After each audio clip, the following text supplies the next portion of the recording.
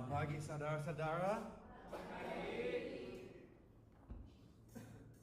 Kita baru berdoa, tapi saya mau mulai dengan doa lagi. Jadi mari kita berdoa.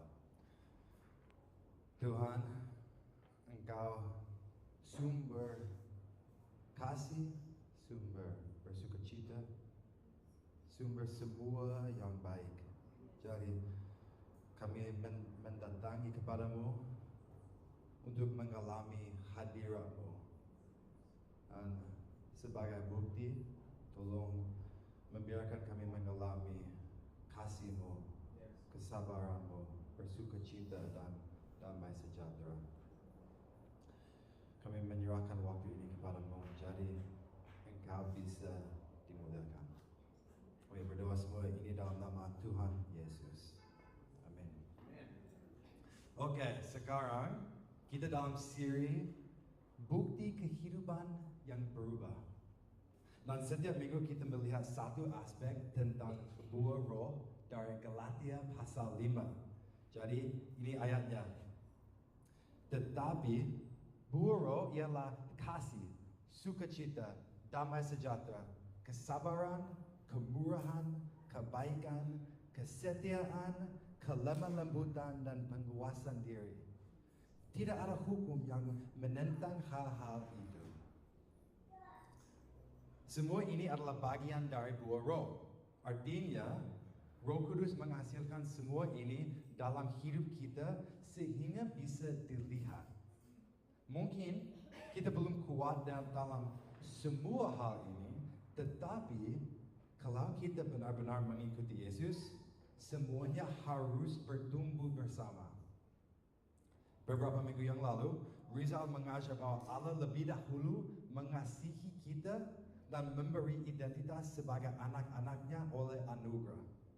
Perubahan sejati terjadi saat kita hidup sebagai respons terhadap kasih-Nya, bukan untuk mendapatkannya. Setelah itu, Boone mengajar bahwa kita mampu untuk bersukacita senantiasa ketika mata kita tertuju kepada Yesus. Dan Dia memimpin kita dalam segala kondisi, posisi, atau situasi apapun baik atau sulit. Dan minggu yang lalu, Om mengajar kita bahwa menanti Tuhan dengan sabar menghasilkan proses rohani ini. Keintiman dengan Tuhan, pembebasan dari penderitaan, kekuatan, dan stabilitas. Dan akhirnya sebuah kesaksian baru yang dimaksudkan untuk dibagikan kepada orang lain. Minggu ini kita akan belajar tentang damai sejahtera. Ada 3 aspek kita mau lihat hari ini. Damai dengan Tuhan, damai dari Tuhan atau damai sejahtera, dan damai dengan orang lain. Semua damai dalam hidup kita berawal dari damai dengan Tuhan. Jadi kita harus mulai di sini. Sebelum kita mengikuti Yesus, kita sebenarnya sedang berperang melawan Allah. Saat itu semua yang kita pikirkan dan lakukan sesuai dengan keinginan kita sendiri, bukan untuk memuliakan Allah. Jadi sebelum kita mengikuti Yesus, kita bermusuhan dengan Allah. Tetapi Alkitab berkata di kitab Roma pasal 5 ayat 10, kalau pada masa kita bermusuhan dengan Allah, kita didamaikan dengannya melalui kematian anaknya.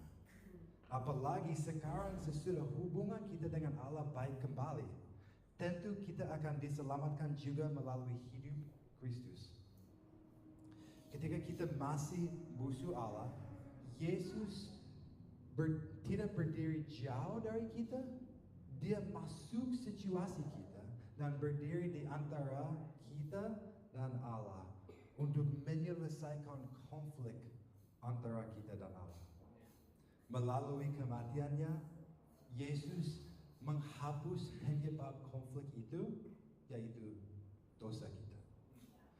Dan dari kitab Kolose pasal 1 ayat 20, melalui Yesus Allah memperdamaikan segala sesuatu dengan dirinya, baik yang ada di bumi maupun yang ada di surga. Sesudah dia mengadakan pendamaian dengan darah salib Kristus. Atau kita Roma pasal 5 ayat 1. Sekarang kita sudah berbaik kembali dengan Allah karena kita percaya. Dan oleh sebab itu kita hidup dalam kedamaian dengan Allah melalui Tuhan kita Yesus Kristus. Jadi Yesus memperdamaikan kita dengan Allah. Hubungan kita dengan Allah dipulihkan dan Yesus menjadi damai bagi kita. Tapi damai ini lebih dari sekadar tidak ada konflik. Dalam Alkitab damai berarti keutuhan, kelengkapan, dan hidup yang bertumbuh dengan baik. Jadi damai ini dari Yesus berarti kita memiliki hubungan yang dekat dan penuh kasih dengan Allah. Semua damai yang lain harus dimulai dengan hubungan baru ini. Ketika Yesus masuk situasi kita, ada jalan untuk mengalami damai. Ini sangat penting untuk dipahami karena ini adalah dasar untuk mengalami damai sepanjang hidup kita.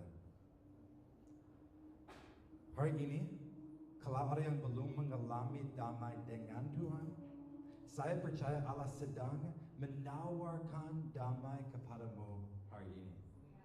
Jika saudara masih berjalan menurut keinginanmu sendiri dan melawan Allah, Allah ingin beritahu bahwa Yesus mati di salib untuk memulihkan hubunganmu dengan Allah. Dan jalan itu masih terbuka. Saudara-saudara di sini hanya perlu percaya dan mengakui bahwa Yesus mati dan hidup kembali supaya kita bisa dibenarkan di hadapan Allah. Kalau memutuskan sekarang, boleh berdoa begini. Bapa di surga, saya mengakui bahwa karena dosa saya telah jauh darimu. Terima kasih karena Engkau mengutus Yesus untuk mati di kayu salib bagi saya. Melalui kematiannya, Engkau membuka jalan agar saya diperdamaikan denganmu. Hari ini, saya percaya kepada Yesus dan menerima pengampunanmu. Jadikan saya milikmu dan berikan saya damai denganmu. Amin. Nanti ada kesempatan berdoa ini bersama teman juga. Oke, setelah kita mengalami damai dengan Tuhan, kita bisa menerima damai dari Tuhan. Jadi, apa itu damai? Seringkali ketika kita berpikir tentang damai, kita pikir tentang tidak adanya hal-hal yang sulit. Jadi saya mau tanya, menurut saudara-saudara, kebalikan dari kedamaian itu apa? Atau lawan dari kedamaian itu apa? Silakan sampaikan jawabanmu kepada teman-teman di sebelah kiri atau kanan. Mungkin 30 detik bisa omong dan berpikir dan berbagi kepada teman-teman.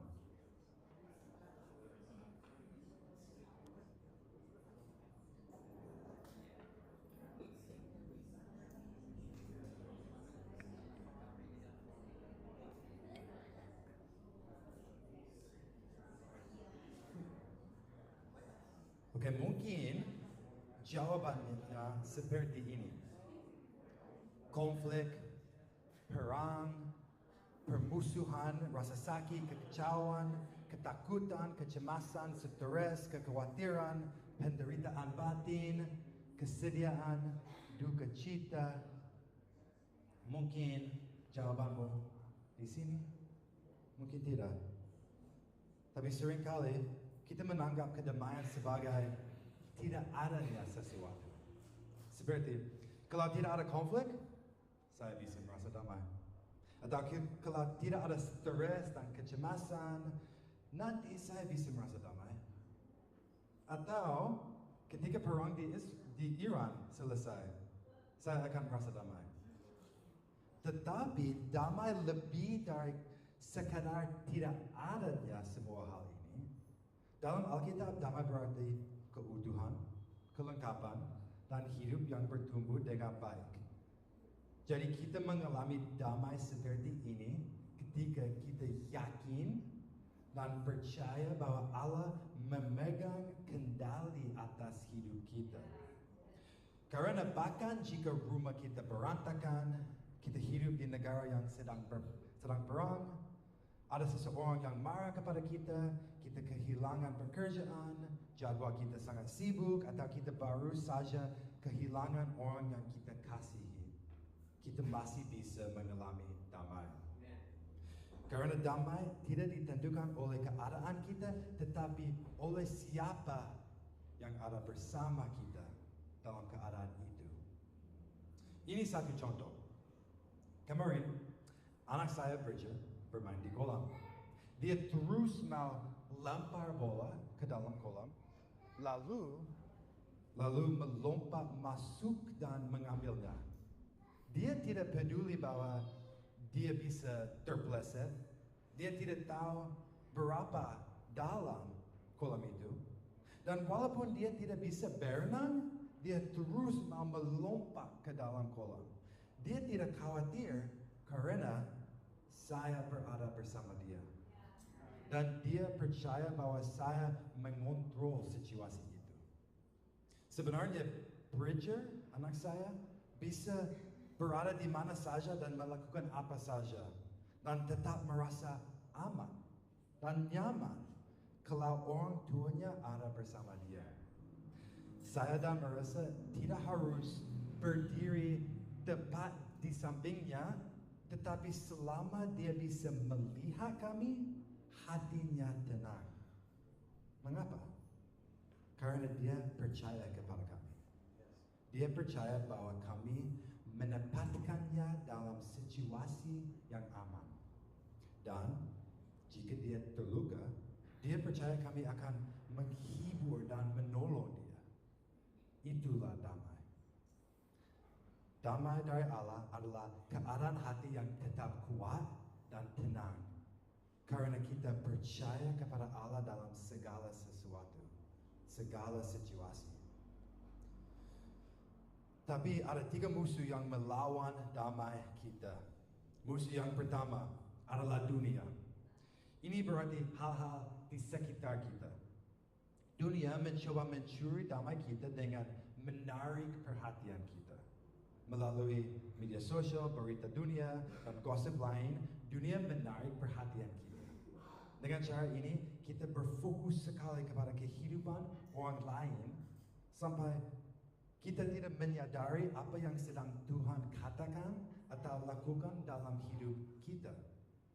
Ketika kita kelelahan dengan apa yang terjadi di sekitar kita, kita mengorbankan kedamaian kita demi pengetahuan tentang kehidupan orang lain.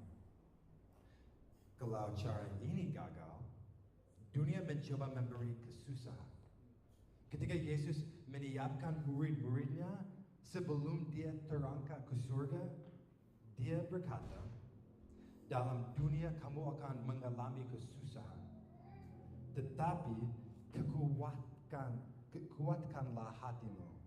Aku telah mengalahkan dunia. Dunia mau berikan pekerjaan yang berat, jadwal yang sibuk, dan situasi yang menegangkan. Mungkin hubungan dengan orang lain menjadi rusak. Mungkin uangnya kurang cukup, kesehatan jatuh, atau masa depan terasa tidak pasti. Dengan semua ini dan lain-lain, dunia mau mencuri damai kita. Tetapi dari ayat ini, harapan kita adalah Yesus. Karena dia sudah mengalahkan semua ini. Oke, musuh yang kedua adalah daging. Kalau dunia berarti hal-hal di sekitar kita, daging berarti hal-hal di dalam kita. Atau keinginan diri. Daging kita bilang, lebih baik mengatur hidup sendiri daripada mengikuti perintah Tuhan. Dan boleh hidup untuk manfaat sendiri daripada untuk orang lain. Galatia pasal 5 ayat 16 sampai 17 bilang, maksud saya begini, biarlah roh Allah membimbing kalian dan janganlah hidup menurut keinginan tabiat manusia. Sebab keinginan manusia bertentangan dengan keinginan roh Allah. Dan keinginan roh Allah bertentangan dengan keinginan manusia. Kedua-duanya saling berlawan. Sehingga kalian tidak dapat melakukan apa yang kalian inginkan. Kita mendengar perkataan dari daging ketika kita mau kesenangan instan. Sebelum mengikuti Yesus, mungkin ini terlihat seperti hidup berfoya-foya dan mengajak kepuasan diri tanpa batas. Misalnya, terus membeli barang dan menikmati pesta. Tapi setelah mengikuti Yesus, daging menggodamu dengan cara lebih halus. Misalnya, ingin menguasai semua kegiatan gereja dan ingin memegang kendali supaya bisa dilihat sebagai hamba Tuhan yang luar biasa. Mungkin orang itu terlihat rendah hati, tapi ternyata daging dia masih sombong. Semua keinginan dari daging tidak akan membuat kita bahagia, hanya merasa kurang puas. Jadi kita harus menyelipkan keinginan itu bersama Yesus. Oke, musuh yang ketiga adalah iblis. Dia adalah makhluk rohani dengan kecerdasan yang memimpin banyak roh jahat. Dia memutarbalikkan firman Tuhan supaya kita percaya kepada kebohongan. Dia juga langsung berbohong sampai kita bingung. Minggu yang lalu ketika saya naik perahu ke Lombok, iblis mau bilang, kamu tidak aman di perahu ini. Tetapi ternyata Tuhan mengingatkan saya bahwa Roh Kudus berada bersama saya dan melindungi saya. Seringkali iblis berkata begini, kamu kurang baik untuk menjadi orang Kristen. Apa gunanya kamu? Atau dia tunjukkan orang lain dan menggodamu seperti, bukankah hidup seperti itu lebih enak, lebih mudah, lebih seru? Yesus beritahu kita di Yohanes pasal 8 ayat 44 bahwa iblis adalah pendusta dan asal segala dusta.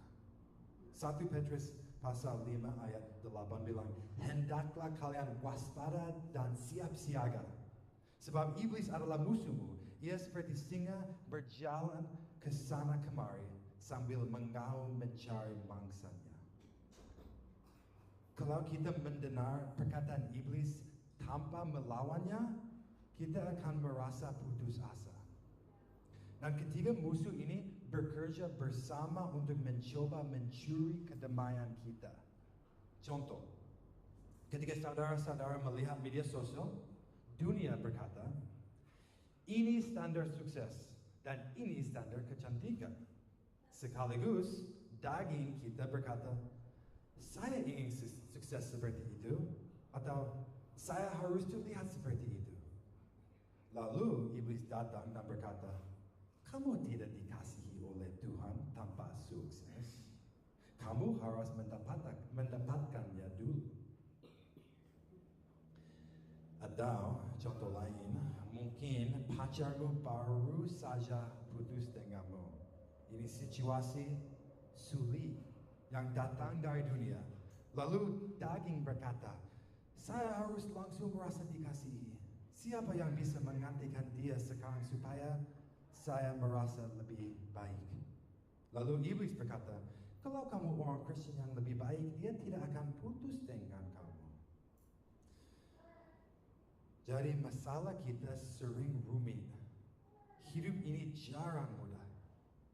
Tetapi saya percaya, kalau kita hidup dalam damai sejahtera dari Tuhan, keadaan hati kita akan tetap kuat dan tenang.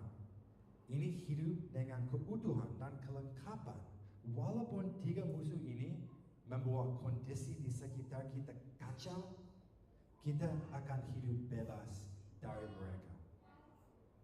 Jadi ketika tiga musuh ini muncul, biasanya ada dua reaksi, lari atau lawan. Seringkali ketika ada masalah yang sangat besar, ada godaan berlari atau menghindari tantangannya. Tapi dengan cara ini kita menolak menghadapi kenyataan. Masalahnya masih ada, dan ketika kita harus menghadapinya, hal itu akan menjadi jauh lebih besar. Juga ada godaan untuk melawan tantangan dengan kekuatan sendiri. Kalau orang berpikir, saya cukup kuat, dan coba mengalahkan masalahnya sendiri, kita akan menjadi lemah sampai gagal sendiri.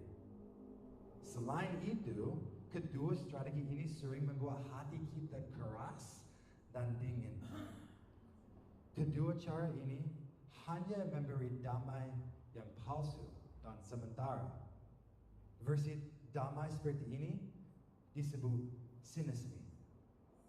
Dan tanda damai palsu ini adalah tidak ada kasih, tidak ada lembutan, dan tidak ada kerendahan hati.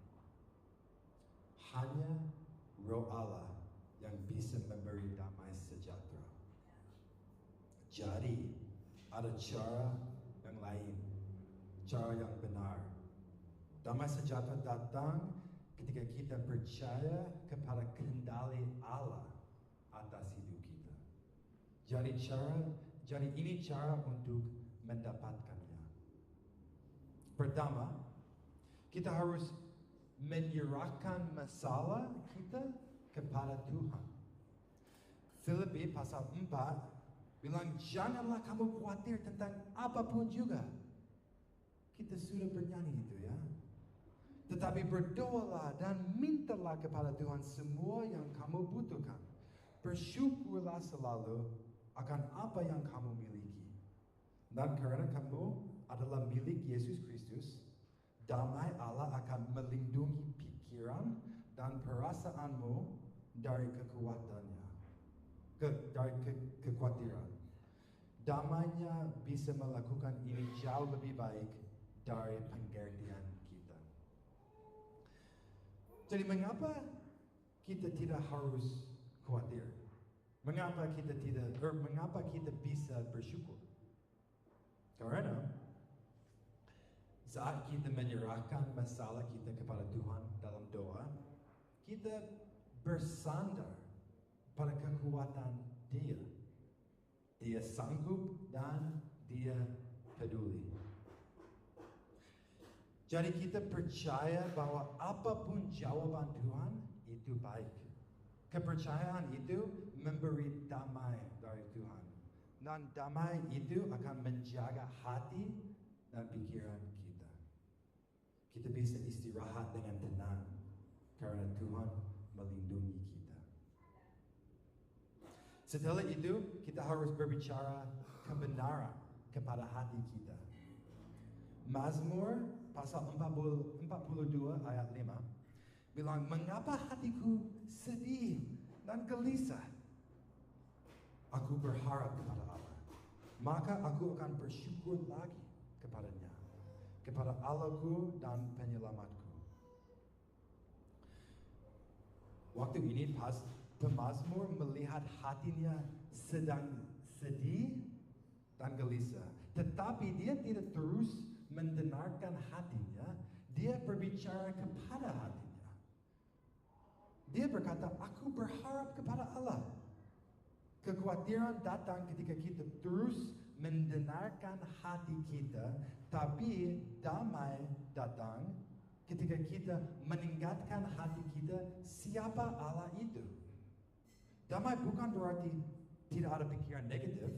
Damai berarti kehadiran Allah dalam pikiran kita. Ini contoh beberapa bulan yang lalu. Ya, saya membagikan bahwa setiap kali saya naik pesawat, saya merasa kecemasan. Dan tahun yang lalu, Saya naik pesawat lebih dari 20 kali. Tapi pada bulan November, Tuhan menggunakan cerita Yesus meredakan badai supaya mengajar saya bahwa Dia melindungi saya. Kalau Yesus bisa tidur di perahu, saya bisa tidur di pesawat. Jadi setiap kali saya merasa cemas di pesawat, saya berdoa ini. Tuhan, saya menyerahkan situasi ini kepadamu. Turbulensi lagi membuat saya takut, jadi tolong meredakan turbulensi ini di pesawat ini. Setelahnya saya terus berkata kepada hati saya, kalau Yesus bisa tidur di perahu dan Petrus bisa tidur di penjara, saya bisa tidur di pesawat. Atau juga ada contoh lain dari minggu kemarin. Keluarga saya dan merasa sedang mengunjungi kami. Jadi, minggu kemarin kami pergi ke Giliti untuk snorkeling dan memancing ikan. Waktu bersama mereka sangat seru. Tapi sepanjang minggu itu Bridger sakit. Dan saat dia bangun pada hari Selasa, matanya bengkak dan tertutup. Kemudian pada hari Rabu, Marissa menjadi sangat sakit. Dia harus tidur sepanjang hari Kamis. Juga pada hari Rabu siang, ibunya Marissa terluka akibat ditabrak kuda. Lalu pada sore, saya menerima kabar tentang pekerjaan saya bahwa ada banyak tugas dikirim kepada saya sampai saya merasa kewalahan. Setelahnya, pada malam, saya menerima kabar bahwa nenek saya meninggal. Baru sebelum saya tidur malam itu, telinga kanan saya tertutup sampai saya tidak bisa dengar. Telinga kiri masih aman. Dan setengah malam itu, Bridger bangun. Dan saat saya coba membantu dia tidur lagi, saya memecahkan gelas kaca di kamar mandi. Saya berdiri di kamar dan merasa beku dengan stres. Tapi saya ingat tentang khotbah ini. Dan saya berdoa begini. Tuhan, saya menyerahkan semua kejadian ini kepadamu. Tolong mengendalikan situasi ini karena saya tidak bisa. Lalu, saya terus berbicara kepada hati saya begini. Tuhan peduli pada saya. Tuhan akan merawat saya. Waktu itu, kesusahan tidak langsung menjadi gampang, tapi selama saya terus berbicara kepada hati saya merasa stabil. Hati saya merasa lebih kuat. Dan damai Yesus melindungi pikiran dan perasaan saya. Damai sejahtera kita terlalu berharga untuk dilepaskan begitu saja. Terlalu berharga untuk ditukar dengan rasa takut, kemarahan, atau kekhawatiran. Kita harus bersedia berjuang untuk menjaga damai itu dan tetap berdiri teguh ketika musuh berusaha mencurinya. Oke, kalau kita benar-benar sudah menerima damai sejahtera dari Tuhan, kita bisa tetap tenang dalam segala keadaan, baik saat menghadapi hal yang menakutkan, tantangan yang sulit, maupun konflik dalam hubungan. Karena Yesus adalah damai kita, Dia selalu menyertai kita dalam setiap situasi itu. Dan ketika kita memiliki damai sejahtera seperti ini, kita juga bisa membawa damai kepada orang lain. Alkitab sering memerintahkan kita untuk hidup dalam damai dengan orang lain. Efesus pasal 4 ayat 3 mengatakan, berusahalah sungguh-sungguh untuk hidup dengan damai supaya kesatuan yang diciptakan oleh Roh Allah tetap terpelihara. Dan Roma pasal 12 mengatakan, dari pihakmu, berusahalah sedapat mungkin untuk hidup damai dengan orang lain, dengan semua orang. Ini bukan hanya perintah, tetapi Yesus juga mengatakan bahwa orang yang membawa damai akan diberkati. Matius pasal 5 ayat 9 mengatakan, berbahagialah orang yang membawa damai di antara manusia. Seorang pembawa damai tidak menghindari konflik atau berpura-pura bahwa semuanya baik-baik saja, padahal tidak. Seorang pembawa damai menghadapi konflik seperti Yesus melakukannya. Yesus tidak membawa damai dengan menghindari konflik atau dengan memaksakan otoritasnya. Dia masuk ke dalam hidup orang lain, membuat mereka merasa dilihat dan dikasihi. Dan pada akhirnya, Yesus memberikan hidupnya supaya kita bisa memiliki damai. Walaupun dia berhak untuk memberikan kita untuk membiarkan kita dalam masalah kita sendiri, dia memilih untuk masuk ke dalam situasi kita dan mengalahkan kejahatan dengan kebaikan. Kalau kita rela dan aktif masuk ke dalam konflik untuk membawa damai, itu berarti kita memiliki hati seperti hati Tuhan. Jadi berikut 3 langkah yang dapat kita ambil untuk membawa perdamaian kepada orang lain ketika kita sedang berkonflik dengan mereka. Pertama, sebelum menghampiri orang lain, kita harus memaafkan mereka dalam hati kita sendiri. Kolose pasal 3 bilang kalian harus sabar satu sama lain dan saling mengampuni kalau ada yang menaruh dendam terhadap yang lain. Tuhan yang dengan senang hati mengampuni kalian, jadi kalian pun harus mau mengampuni satu sama lain. Pengampunan menghilangkan bahan bakar permusuhan dan membiarkan kita memasuki satu situasi dengan damai. Ketika kita memasuki situasi konflik, Roma 12 memberi kita strategi untuk mencari perdamaian. Saudara-saudaraku, janganlah sekali-kali membalas dendam. Biarlah Allah yang menghukum. Sebab di dalam Alkitab tertulis, akulah yang membalas. Aku yang akan menghukumnya, kata Tuhan. Sebaliknya, kalau musuhmu lapar, berilah dia makan. Dan kalau dia haus, berilah dia minum. Karena dengan berbuat demikian, saudara akan membuat dia menjadi malu. Janganlah membiarkan dirimu dikalahkan oleh yang jahat, tetapi hendaklah saudara mengalahkan kejahatan dengan kebaikan. Tujuan kita tidak boleh pernah untuk membalas dendam. Pembalasan adalah hak Tuhan, bukan kita. Konsekuensi apapun yang diperlukan bagi orang lain, kita harus menyerahkan kepada Tuhan. Alih-alih balas dendam, kita harus memasuki situasi tersebut dengan tujuan untuk membawa kedamaian.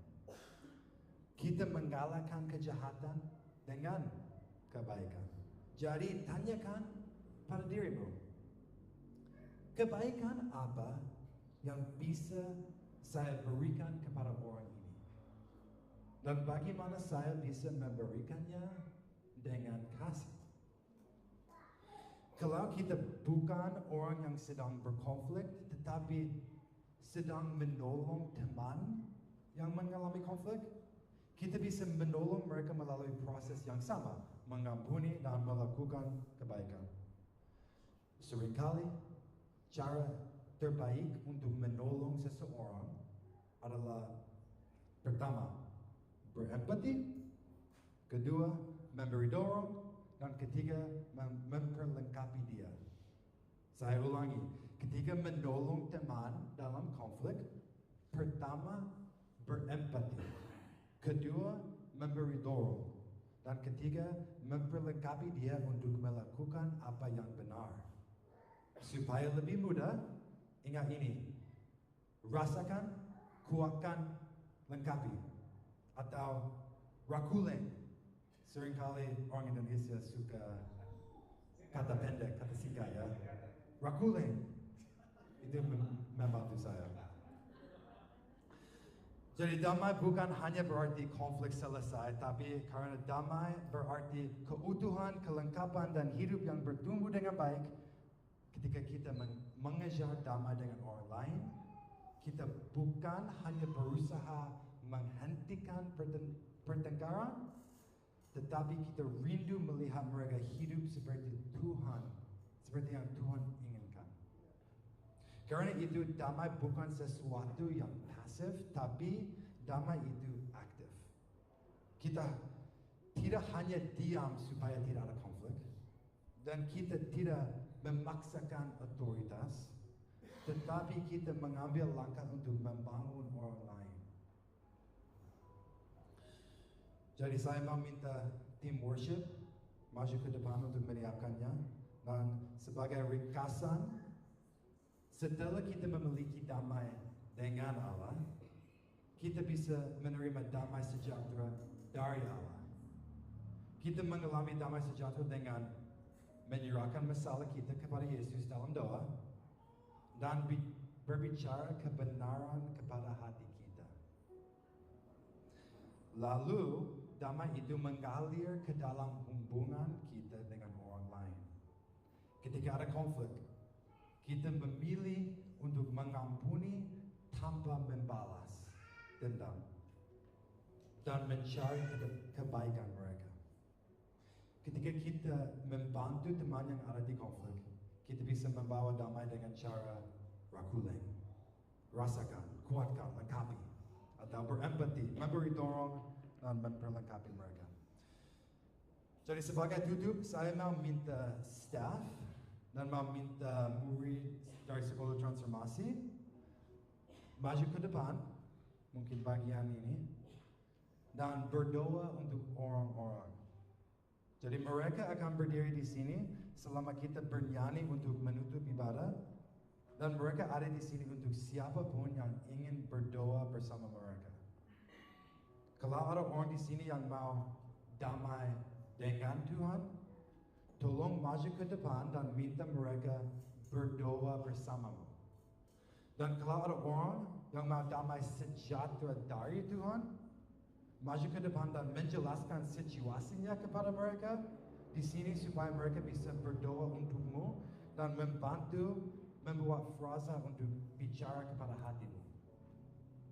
Dan kalau ada yang sedang menghadapi konflik dalam hubungan, silakan maju ke depan untuk didoakan supaya Tuhan menuntun saudara menjadi pembawa damai.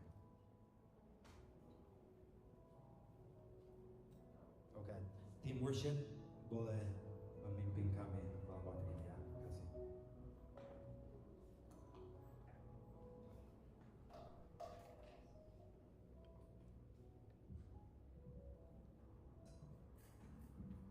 Berarti sekolah murid-murid sekolah transformasi